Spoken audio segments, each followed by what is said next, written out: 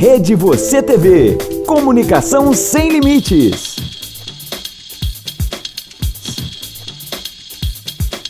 Olá, amigos seguidores da Rede Você TV. Eu sou Paulo Chancey e esse é o Papo Puxado, uma conversa franca e direta sobre temas palpitantes e polêmicos toda semana. No programa de hoje, nós vamos falar com uma especialista em comportamento humano. E com ela, vamos tentar entender algumas coisas, algumas questões que estão presentes no nosso dia a dia e que podem ser determinantes para o nosso sucesso ou para o nosso fracasso. Ela é psicanalista, tem mais de 27 mil sessões de atendimentos, autora do livro Descubra Quem Você É e, é claro, é uma requisitada palestrante.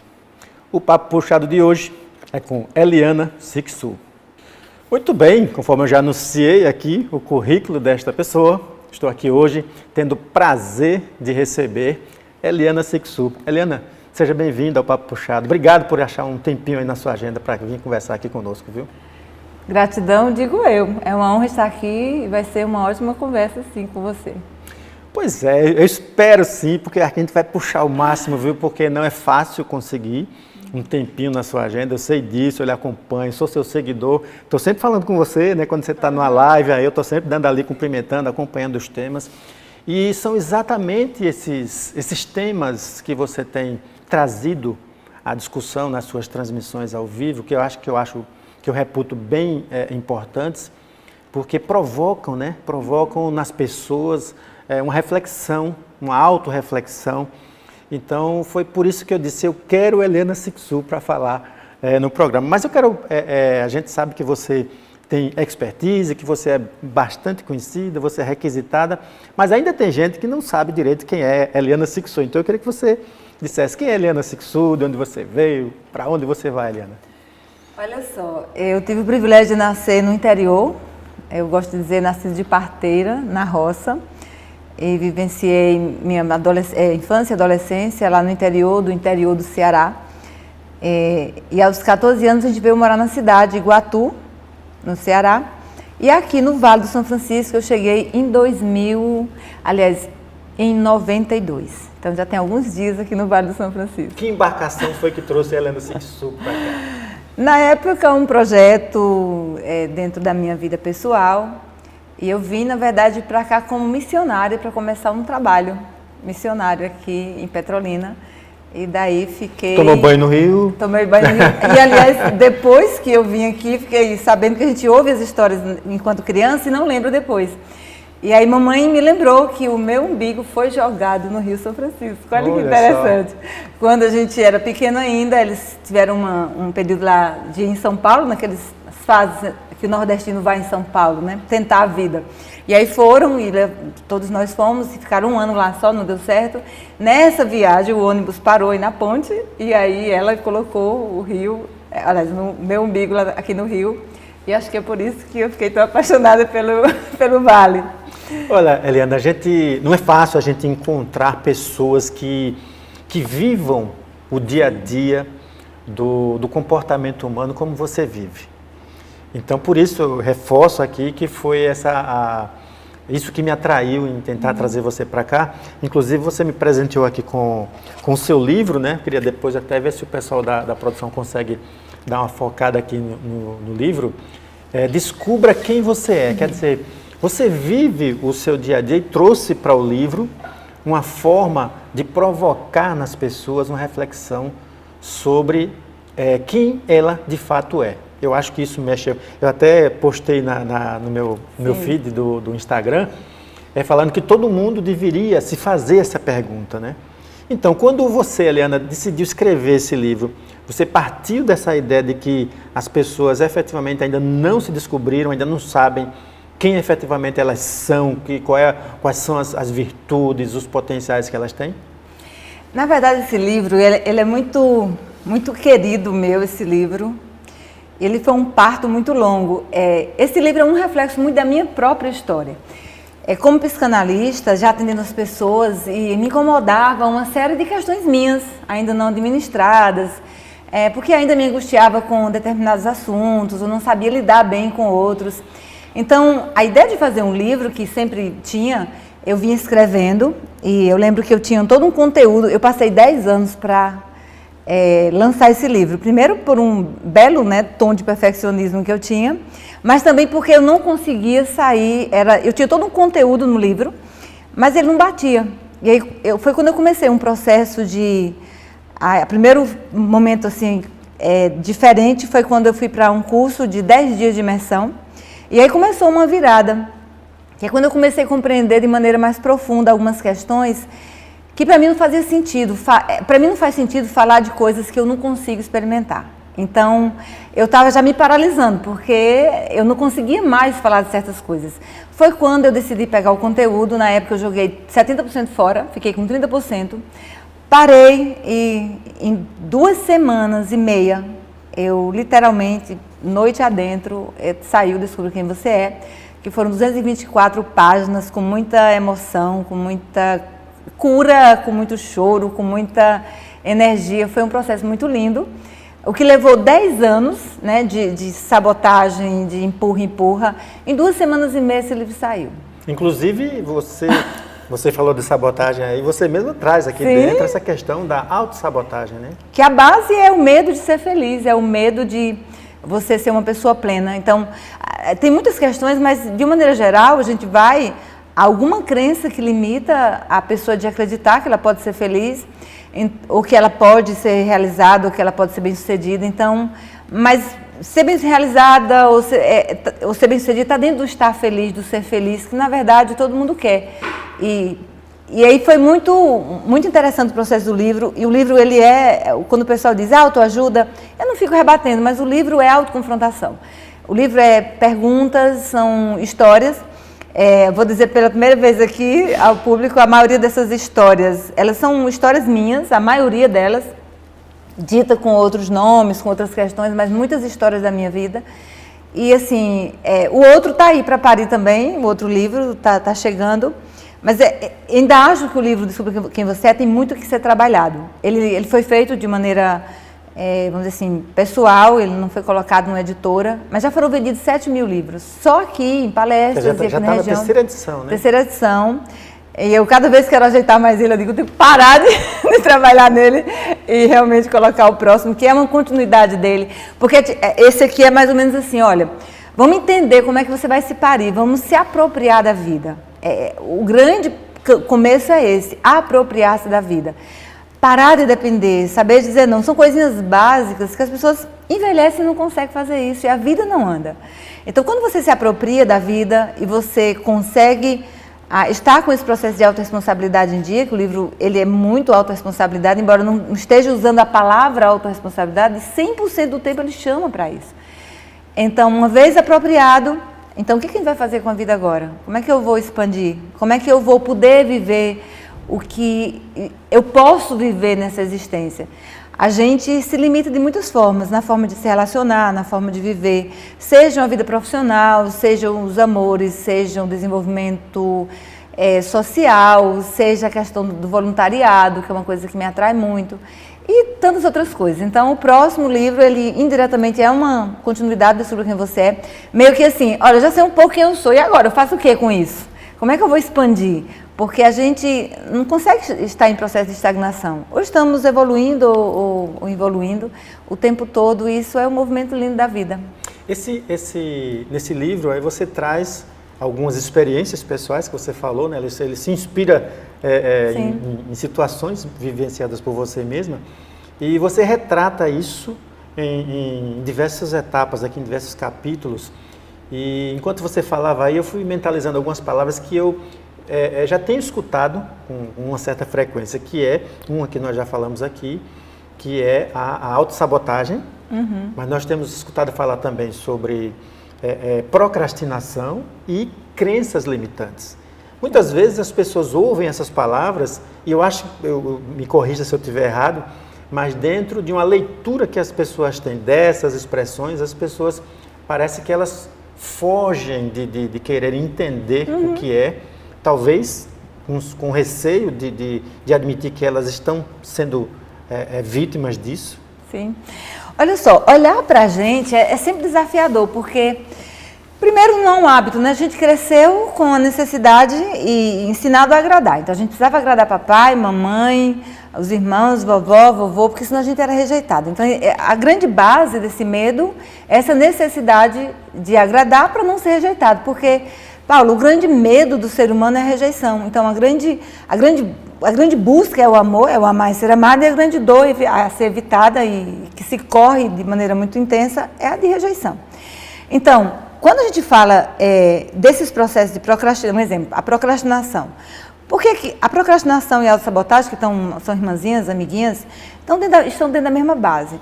E vem uma crença que eu chamo de modelos mentais. Na verdade, na época, não tinha havido esse boom ainda, inclusive eu tenho formação em PNL, eu acho legal o processo que a programação linguística traz, mas na época que eu fiz esse livro, eu não tinha feito o curso ainda. É tanto que quando eu fiz o curso, eu fiquei morrendo de medo. Será que eu vou descobrir alguma coisa? Eu já tinha editado o livro. E aí foi incrível que se encaixou tudo muito dentro. E eu uso o nome, na época, muito usado, eram os modelos mentais. Também já se usou mapas mentais. Na verdade, são só pessoas que modificam os nomes a partir da sua própria teoria. Mas é a mesma ideia. Então, há crenças... aí eu chamo da vozinha. Então, olha só. Quando eu digo, por exemplo, quando alguém me diz a você é especial ou você pode ser amado, aquela vozinha lá dentro, que eu chamo de vozinha interior, ela vai falar. Essa vozinha, ela diz quando a gente recebe um elogio se a gente tem capacidade de acreditar na nossa competência ou não. Essa vozinha diz se a gente tem um potencial de crença, vamos dizer assim, no nosso valor. Então essa vozinha fala, essa vozinha ela é a porta-voz das nossas crenças, é aquilo que está lá profundo. Olha só, vou contar aqui uma experiência. Recentemente, eu procurei ajuda para fazer um processo para entender minha relação com o dinheiro. Eu tinha dificuldade de lidar com o dinheiro. E aí é uma história longa, mas resumindo, um dos pontos que eu descobri num processo de terapia energética, trabalhando a questão de crenças, é que na minha construção, eu tinha duas crenças que me desfavoreciam financeiramente. Uma é, se eu ganhar muito dinheiro, pessoas bem próximas de mim vão me rejeitar. É como se eu só fosse amada, cuidada e tivesse pessoas me acolhendo se eu estivesse na pior. Então, estou ferrada, vou ter um bocado de gente perto de mim. Se eu ficar de boa e tiver assim, um desempenho melhor financeiro, mais abundância, eu vou estar sozinha. Então, isso, imagina, se inconscientemente eu tenho uma crença dessa, como é que eu vou expandir? Como é que eu vou saber lidar com dinheiro? Para ajudar essa crença, ver a outra. Então, tenho que gastar. Para gastar, você tem que fazer dívida. Então, você não pode juntar, e sem juntar, você não tem. Então, é como se assim, me incomodava pensar, não, tanto que a minha vida inteira eu trabalho, e como eu conduzo minha vida financeira, eu disse, não, eu vou procurar porque eu não estava conseguindo entender. E lembrar que mesmo psicanalista, 27 mil horas, eu tenho as pessoas que eu procuro. Eu preciso de ajuda quando eu preciso entender as minhas questões. Porque a gente cria as nossas negações porque olhar para a gente é desafiador. A gente é bom em negar, a gente é bom em criar estratégias de fuga. A gente é bom porque, olha, tem mais de 50 mecanismos de defesa. Só para a gente evitar a gente. E a gente 50? Não foi ensinado. Mais de 50 a gente tem mecanismos de defesa, mecanismos de fuga. Só para a gente evitar a gente.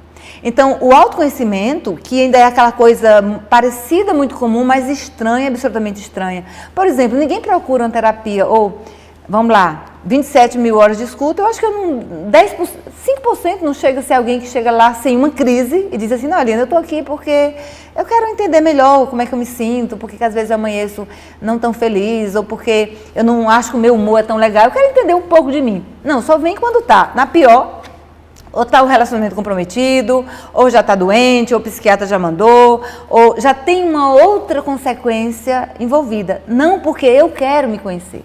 Eu quero ter uma relação comigo legal. Eu quero acordar e dormir com aquela sensação de que a vida é legal, de que é bom viver, de que eu posso estar bem sustentável. Então, essa sensação de paz interior, ela é uma raridade. Porque é uma agonia muito grande de busca externa, de reconhecimento, de valor, de sentimento de amor, de aceitação. E tudo isso é um buraco sem fundo, aliás, é um saco sem fundo você buscar fora. Ou a gente se organiza, entende como a gente contra isso e dá sustentação, ou é essa angústia contínua que gera tantas doenças, que é o nosso quadro atual hoje, falando em termos de mundo, né? Muito bem, olha, eu quero falar com você, puxar um assunto aqui do livro que eu achei bem interessante. Eu estava fazendo uma leitura rápida ontem, porque eu peguei o livro ontem, né? Mas tem uma coisa que visitada no livro. Aí eu achei uma coisa aqui bem interessante, que fala sobre não se deixe enganar por mim. Fala muito assim de máscaras. Então eu quero falar com você sobre isso, mas a gente vai falar daqui a pouquinho, no segundo bloco, viu? Até daqui a pouco.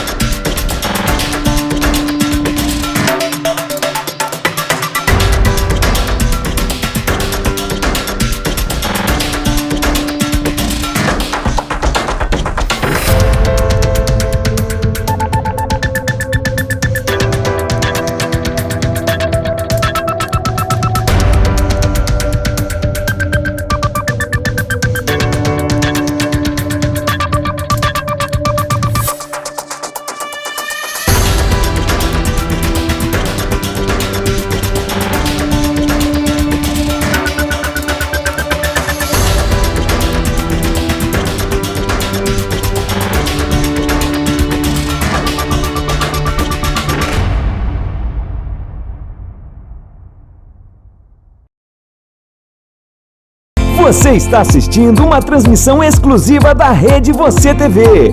Leve a Rede Você TV para a sua cidade, para seu evento. Ligue 87-3861-9855. Jornalismo, entretenimento, comunicação sem limites. Rede Você TV, levando qualidade e profissionalismo até você.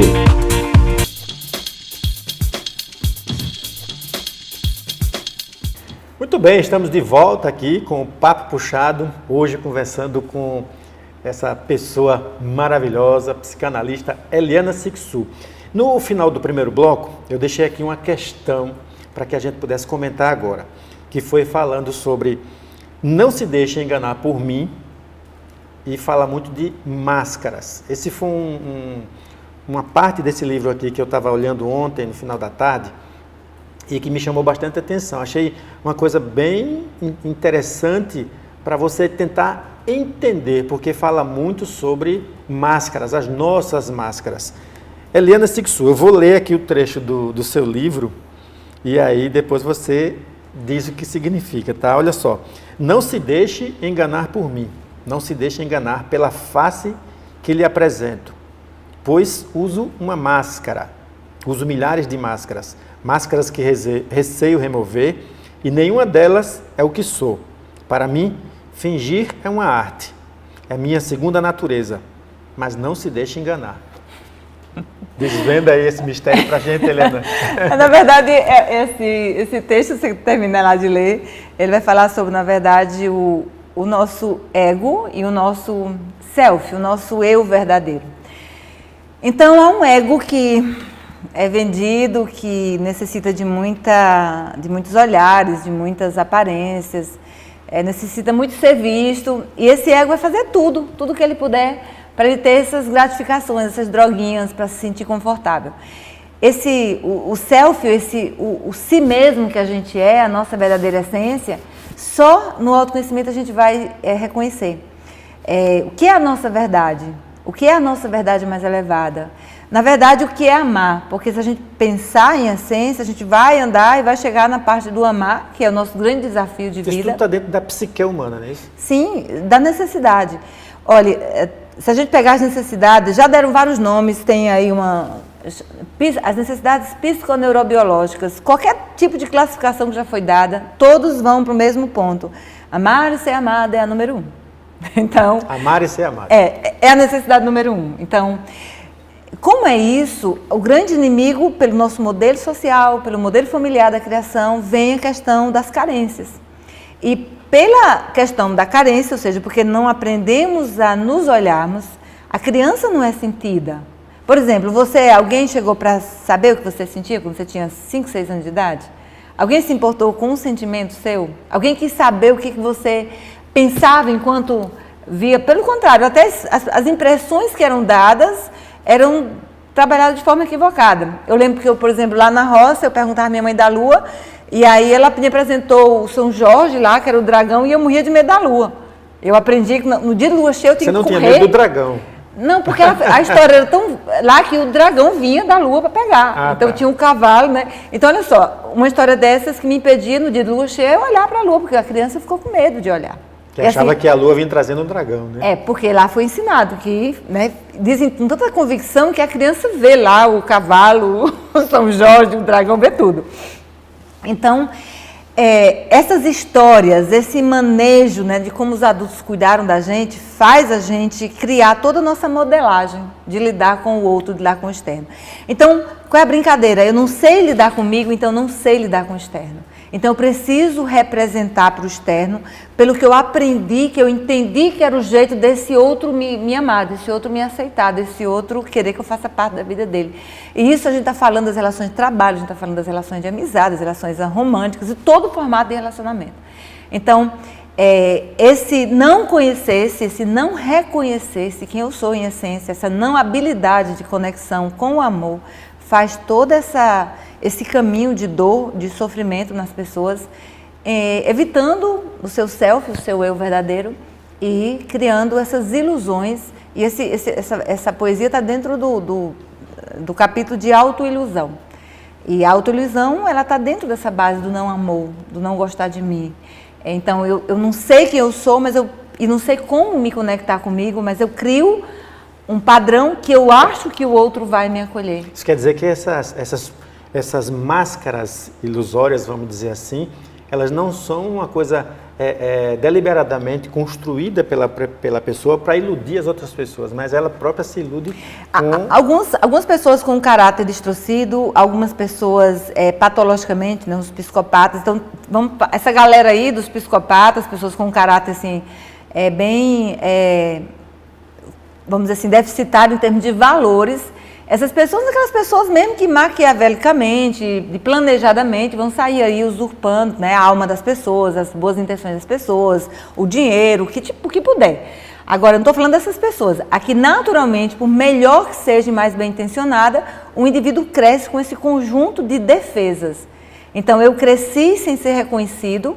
Inclusive, eu tenho aí um outro texto que fala que se eu não tivesse me sentido invisível, então sentir-se invisível emocionalmente é uma grande dor e é uma grande lacuna nessa construção emocional. Então, como a nossa cultura não permite esse olhar e esse reconhecimento em nosso desenvolvimento emocional, a pessoa chega na adolescência lá com essa lacuna. Por isso que vem a questão da influência social, de toda a facilidade de fazer qualquer coisa para pertencer a um grupo, de deixar de lado qualquer valor familiar para poder se agregar a alguém que me reconheça, alguém que pelo menos me faça sentir pertencente. A gente necessita muito do pertencimento. E aí vem todo esse processo.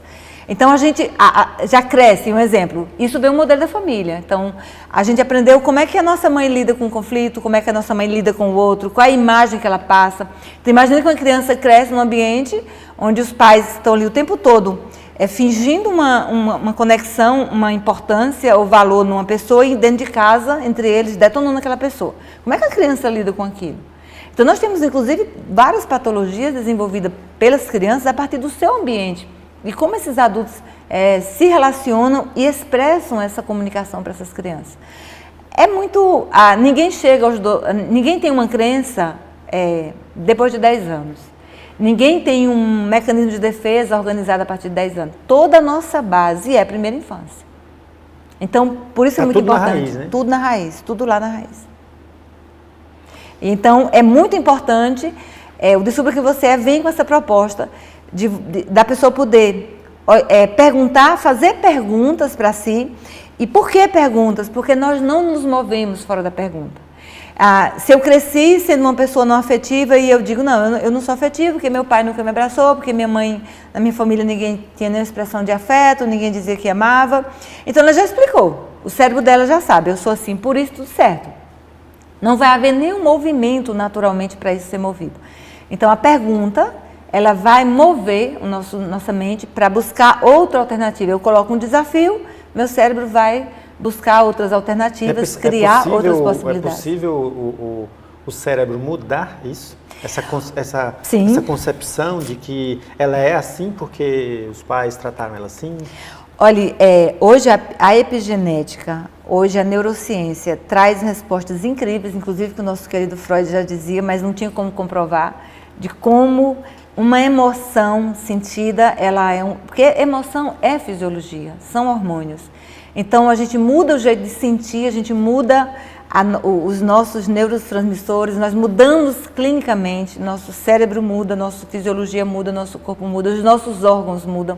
Então essa mudança, ela é completa, ela não é mente só, ela é física, ela é mental, ela é espiritual, ela é plena, ela é completa, não tem como dissociar.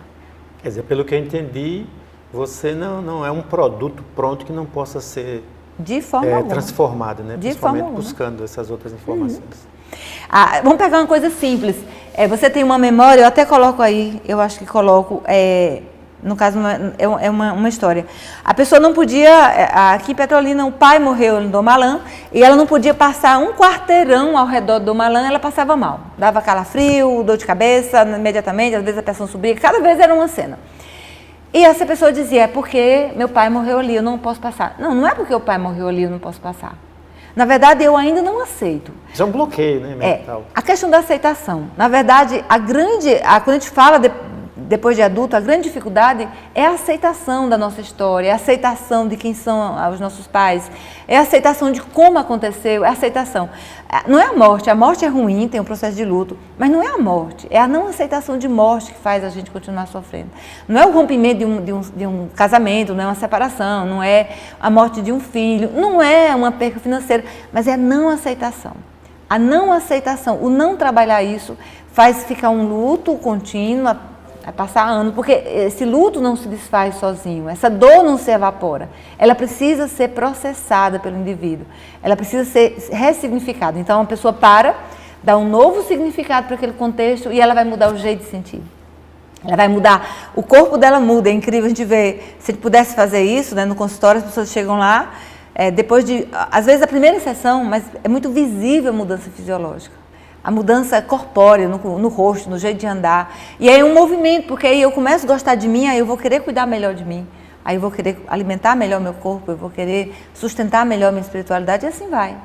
É um movimento sem fim, seja para o lado negativo ou para o lado positivo, né? Muito bem. Eliana, eu tenho uma outra questão aqui. Eu vou deixar uma questão, na verdade, uma pergunta simbólica aqui para a gente entrar no meandro, certo, até de alguns assuntos que você já tem falado todos os dias aqui. Então nós vamos falar, eu vou fazer uma pergunta, por que é que nem todo mundo faz sucesso? Daqui a pouquinho, depois do intervalo, a gente conversa com ela. Chegou em Petrolina a WI Esquadrias e Vidros. Qualidade, durabilidade e beleza. Esquadrias para portas e janelas. Deixe seu projeto com a qualidade que ele merece. WI Esquadrias, em Arco Verde e agora também em Petrolina. Pra ser sertão tem que ter estilo, tem que ser arretado. Óculos Vide, uma marca do sertão pernambucano. Óculos de sol e armações de grau. Modelos clássicos e modernos. O novo sertanejo usa Vide. Manter o foco em treinamento, segurança e acompanhamento de resultados. Assim é a RD Distribuidora, criada em 2010 em Recife. O River Shopping tem uma parceria com a RD Distribuidoras há 5 anos. É uma empresa que sempre nos fornece produtos de qualidade, com um preço muito bom. Essa parceria vai continuar aí por muitos anos. RD Distribuidora, relação forte com você. Em Recife, Maragogi e Petrolina.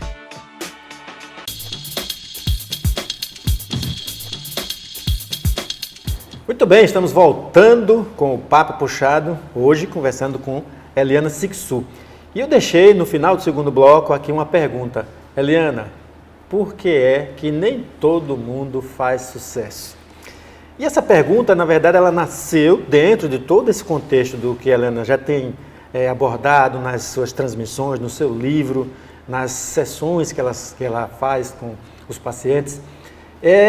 A gente, na verdade, é criado, é educado para entender que para se fazer sucesso na vida é preciso estudar, é preciso ter qualificação profissional, é preciso se tornar expert, autoridade em determinado assunto, o que, é claro, constitui uma verdade, mas não necessariamente uma verdade absoluta, porque o sucesso parece estar relacionado a outras questões que não necessariamente essas que você constrói na vida profissional. E é essa questão que eu quero colocar aqui para a Eliana.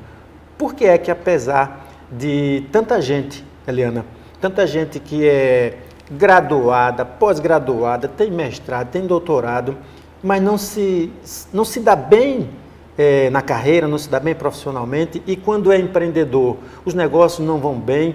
Isso é uma demonstração clara de que esse sucesso, que a gente estava em off aqui conversando, perguntando o que é sucesso, cada um tem a sua concepção, isso seria uma constatação de que esse sucesso ele é muito relativo, mas que não estaria necessariamente diretamente relacionado com você ser alguém qualificado? A qualificação talvez seja um dos ingredientes apenas, agora a base é muito mais importante para isso. Eu olho, por exemplo, a história do Descubra Quem Você É, 10 anos eu sabotando na minha zona de perfeccionismo. Eu queria o livro perfeito. E eu precisei tratar o meu perfeccionismo para eu deixar ele existir, para poder parir ele. Então, olha só, há 50 anos atrás, uma família bem-sucedida era quem tinha um filho que era padre, um médico, né? E um advogado. Então, essa família tinha um desempenho. As mudanças sociais, elas trouxeram vários novos significados. E o que é ter sucesso hoje é muito, muito pessoal. Agora, seja lá, eu quero dinheiro, eu quero estar na mídia, eu quero reconhecimento, eu quero viajar ao mundo, seja lá o sucesso que essa pessoa defina para ela, a primeira pergunta é, eu mereço sucesso? Aí entra a vozinha interna, eu mereço? Eu conheci uma pessoa uma pessoa super capacitada, com toda essa bagagem que você está falando aí, técnica, formal, acadêmica, só que ela tinha uma crença que na família dela ninguém podia ir longe. O máximo que as pessoas tinham conseguido era ter um salário, ter um emprego de 5 salários, que era muito forte como essa pessoa tinha aprendido que na construção mental dela, que na família, na história dela, ninguém poderia passar daquele patamar. Agora imagina, qualquer ideia ou sonho que eu projete não é maior do que uma crença que eu carrego, especialmente associada ao contexto de família, ao processo do pertencimento, ao núcleo familiar. Então, na mente, em outras palavras, eu sair desse padrão e avançar, eu me despertenço. Eu paro de pertencer a esse núcleo, eu paro de corresponder à idealização que esse núcleo projetou para mim. Às vezes os pais fazem isso, a criança é bebê, às vezes faz isso na barriga da mãe. Então já está projetando uma idealização, essa mensagem é recebida, se isso não é de alguma forma transformado, se isso não é ressignificado, esse indivíduo está preso sim a esses padrões e aí não importa. Então falta olhar essas crenças, é preciso olhar com clareza se eu posso, se está autorizado, se eu mereço, se é permitido para mim, se nesse tempo da minha vida eu posso, se é para a minha geração, olhar o que está por trás em torno dessas crenças. É preciso olhar a clareza dos objetivos, porque muita gente quer o resultado, mas não quer o processo. Então, quem realmente quer e quem diz que quer, isso tem uma diferença muito básica no comportamento, na atitude, no agir dessa pessoa. Então, para os que realmente querem, que estão livres de crenças limitantes, é praticamente impossível não conseguir o resultado. Pois é, então eu queria, ainda pegando esse gancho, justamente por isso, as pessoas brigarem tanto, quererem tanto o sucesso e até imaginarem que o sucesso virá pela qualificação, pela formação acadêmica e tal, mas elas vão colecionando obrigações, colecionando trabalhos e de repente o resultado não vem, e aí eu entro agora num meandro que a gente pouco ouve falar, mas foi uma das coisas que também me provocou convidar você aqui para falar exatamente sobre a chamada síndrome de burnout, né? Que é aquela coisa do esgotamento profissional, do sentimento do fracasso, e que pode até chegar a um estágio que você tem falado muito nas suas transmissões, que é a questão da depressão. Sim. É isso. Então, olha só, esse esgotamento físico, emocional, mental, social, porque na verdade a pessoa com a síndrome de burnout, ela chega a uma descrença e um descrédito muito grande Então, ela começa a duvidar de tudo, de todo o seu potencial. E aí, lógico que se eu não acredito nas minhas conexões, no meu potencial, eu não acredito, o potencial de realizar, ele vai diminuir muito. Agora, essa crença, ela está muito ligada à questão... Eu não seria nesse sentido, Paulo, não nessa ideia que a gente está falando, né, de uma crença que me limita em relação ao sucesso. Porque essa síndrome de burnout, ela está muito ligada ao trabalho em si, é uma doença do trabalho. Está ligada, por exemplo, às cargas horárias excessivas, pressão exacerbada de chefia, pessoas sendo cobradas por algo que elas não estão habilitadas, seja por uma questão de formação, assédio moral, mas um exemplo, é exigido de um profissional daquela empresa que ele faça um trabalho que ele não está devidamente habilitado, seja por falta de conhecimento, seja por falta de técnica, seja por falta de recurso, e essa pessoa sente-se ameaçada. Imagina, me sinto obrigada a fazer algo que eu não tenho as condições, mas eu estou aqui com o meu emprego em jogo, que é a minha vida, que é a minha segurança financeira, que é a minha família. Então, imagina o peso que isso causa. Esse ambiente desfavorável, que vai queimando, vamos dizer assim, que é a ideia do burn, né? Que vai queimando esse potencial de alegria, de autorrealização, de uma energia positiva e proativa, que é para o trabalho dar. Então, começa a vir os sintomas físicos. Na verdade, nessa síndrome, primeiro começa a vir os sintomas físicos. Há uma alteração de sono, geralmente ligada à insônia, há alteração na alimentação, irritabilidade, fadiga, cansaço. Em geral, as pessoas podem estar procurando uma ajuda clínica por alguns sintomas, nem se dá conta que é por isso. Mas aí começa a vir os sintomas ligados à insatisfação do trabalho. Aí, um exemplo, a pessoa pode desenvolver um pânico para ir para o trabalho. Quando ela pensa em ir para o trabalho, ela adoece, ou tem taquicardia. Então, muitos dos transtornos de pânico estão ligados a essa insatisfação ou inadequação dentro do trabalho que vai estar dentro aqui do quadro do transtorno, ou da síndrome de burnout, e ninguém se dá conta, porque isso é pouco falado, ainda é pouco reconhecido. Então, até porque é uma série de fatores, né? É porque assim, então, você juntar todos e entender qual deles efetivamente está contribuindo para aquilo, né? Eu pensei nisso quando a gente estava conversando e me veio assim, o que é importante olhar? É como eu falo do meu trabalho, é como eu estou me sentindo. Olha só, se a gente tiver clareza que esse alimento não me nutre, entenda, tudo que a gente faz é nutrição, tudo que a gente faz é nutrição. As amizades que a gente tem é uma fonte de nutrição para nossa alma, nossa mente, nosso corpo. Porque tudo é fisiologia, tudo é energia, então não é só o que eu como, mas tudo que eu acesso, toda energia que eu acesso, por isso que uma das coisas é evitar, de prevenção, é evitar pessoas negativas, pessoas que convivem com pessoas que continuamente, constantemente estão falando negativamente, isso gera doença, inclusive essa é uma das coisas a evitar.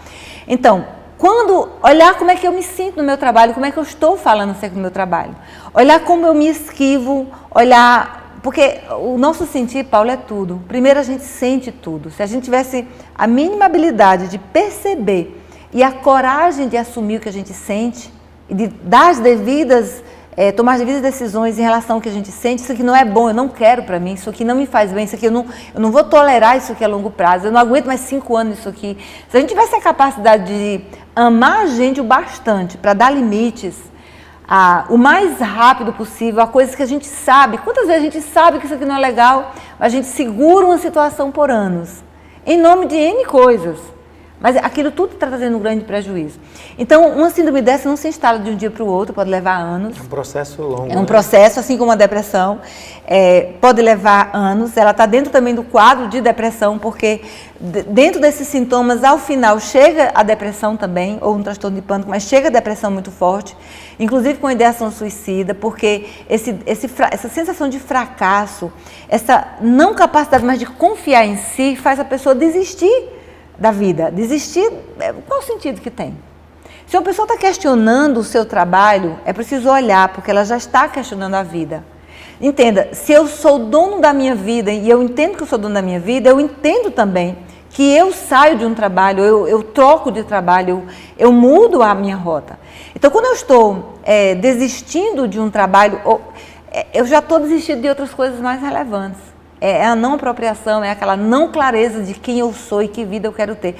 Olha, uma pessoa com clareza mínima de quem ela é, de quem ela já é hoje. E eu falo das limitações, eu falo das virtudes e das coisas não ainda favoráveis. Quem é que não tem as suas questões a serem superadas, os seus medos, as suas limitações, as suas sombras, vamos chamar assim. Todo mundo tem as suas sombras, mas a coragem de ver as sombras é tão importante quanto a gente valorizar a luz.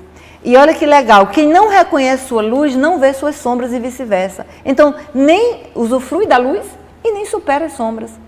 E aí está preso nesse emaranhado emocional. Então, toda essa dor emocional de não ter clareza de existir, é muito pesado você existir, você carregar um corpo com uma mente onde não há clareza de objetivo, onde não faz sentido, onde você não sabe para onde vai. Então, uma pessoa que sabe para onde está indo e foca seus passos, sua energia, suas conexões, todo um potencial que ela agregou ao longo da vida. Porque lembra, eu estou desestruturado, desconectado, despersonalizado de quem eu sou, então nada que eu tenho vai me servir. E a pessoa não consegue colocar isso a favor dela. E aí ela começa a ficar chateada, emburrada, desistida, ela começa a falar negativamente, e aí ela começa a atrair essa energia. Essa é uma energia de não sucesso. A gente pode chamar isso de um processo de autodestruição? Sim, porque aí eu vou começar a atrair essa energia. Então, quanto mais eu reclamo do que eu não tenho, eu atraio energia negativa. Eu vou ter mais coisas que eu não quero. Quanto mais eu comunico o que eu não tenho, mais eu vou atrair isso. Não é uma questão mística, não é uma questão, vamos dizer assim, muito clara hoje da energia quântica. E hoje a neurociência vem trazer, comprovar e outros estudos de como isso é muito importante. Então, como eu falo sobre mim, como eu falo do meu trabalho, como eu falo da minha vida, vai definir muito os hormônios que eu vou produzir no meu corpo, a minha postura mental, a minha postura física e a minha capacidade de agir. E aí eu sim vou chegar nesse sucesso. Então, diante de tudo isso que você já expôs, só para a gente fechar, o tratamento disso é terapêutica, né? Você, ao sentir esses sintomas, você tem que procurar uma orientação profissional. Como eu disse... Não existe remédio clínico. Olha, um exemplo, existe sim, dependendo do caso. Por exemplo, uma pessoa está se ela começa a já ter muitos sintomas, como fadiga, insônia e tal, ela precisa resolver essas questões. Então, de repente, uma suplementação adequada, eu vou sempre ser a favor do que é natural e do que é ligado à questão da suplementação e não da questão da alopatia. Então, mas aí tem uma questão física, objetiva para começar a ser olhada. Partiu desse diagnóstico clínico, a coisa não anda, a terapia é fundamental, a psicoterapia. Eu fiquei pesquisando sobre isso, é um psicanalista, o Ebert, um alemão, que identificou e descreveu pela primeira vez, dando esse nome, essa síndrome é novinha ela, né? Ainda não está classificada no código das doenças ainda, mas está em processo. Ela é muito recente, muito nova. Já existem outras questões dentro da síndrome do burnout, que é aquele senso de, vamos dizer assim, uma incapacidade de satisfazer. São profissionais que tendem tanto a satisfazer o outro que perdem a si mesmos. Então, o médico que cuida do outro, o médico que cuida de si, o policial que defende a vida do outro, mas não consegue defender a sua própria, e assim vai. É um mundo, né, para ser olhado. Mas olha só, o caminho, Paulo, é sempre esse, vai começar sempre aqui, vai começar com o autoconhecimento. A prevenção é o sentir, então, começa a parte clínica, a psicoterapia, que pode ser por um psicólogo, um psicanalista, um psicoterapeuta e tantas áreas hoje que podem atender uma pessoa com uma adequação. Às vezes é preciso chegar no psiquiatra, dependendo da intensidade que já está. Esse indivíduo já está com a depressão mesmo, já desenvolveu a depressão, então já é preciso o psiquiatra, já precisa de intervenção medicamentosa. Muito bem, então tá aqui, ó, tudo que ela falou tá aqui no livro dela, viu? Olha só, primeiro o título, né? Descubra quem você é. E aí diz, aprenda a identificar seus sentimentos, pensamentos e comportamentos. Saiba como utilizá-los para alcançar seus objetivos e tornar-se uma pessoa mais feliz. Não tem dor, né? É só um processo de autoconhecimento. Gente, a gente passaria aqui a semana conversando com a Eliana Cixous. Mas eu vou ter que encerrar esse papo, né? A produção já está me avisando aqui no ponto que o horário está acabando. Aliás, já acabou, né? Eliana, mais uma vez, eu já lhe agradeci até antes de você vir, né? Obrigado, viu, por você ter vindo aqui e bater esse papo muito proveitoso com a gente. Gratidão a você. Muito bem, gente, com essa conversa, com esse papo aqui com a Eliana Cixous, com a psicanalista Eliana Cixous, autora desse livro, Descubra Quem Você É, que já está na 3ª edição, viu? E está fechando, viu, os últimos exemplares da 3ª, então pois quem precisar, fechando, corre. Então corra, viu? Depois procura lá, Eliana Cixous no Instagram. E falar Instagram, você nos acompanha toda segunda-feira, às 18h30, aqui, no Papo Puxado, onde a gente vai ter sempre uma conversa franca e direta com especialistas em diversos temas palpitantes e polêmicos. Grande abraço e até o próximo programa.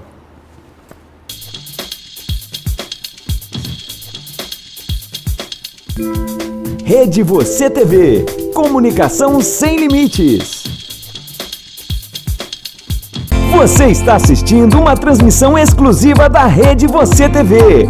Leve a Rede Você TV para a sua cidade, para seu evento. Ligue 87-3861-9855. Jornalismo, entretenimento, comunicação sem limites. Rede Você TV, levando qualidade e profissionalismo até você.